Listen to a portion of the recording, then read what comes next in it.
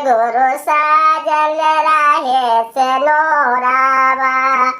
ऐसन बर्बादी हाज शिव गुरु साजल रहे से नोरावा। गोदिया में दिया जी शिव गुरु गोदी के जे लाला नामा।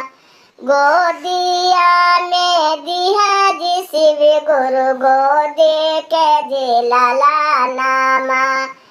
आंगना में खेले जी शिव गुरु गोदी के जे लाला नामा। नैहरा में दिया जी शिव गुरु भैया और भतीजावा। ऐसन बर्बादिया जी शिव गुरु साजल रहे से नोरावा। नहीं जैसन जे दिया जी शिव गुरु हमारी जी ने पापा जी। ओइसने ना दिया जी शिव गुरु हमारो ससुरावा। ओइसे दिल के कारण जी शिव गुरु हमारो जिया प्यार ना।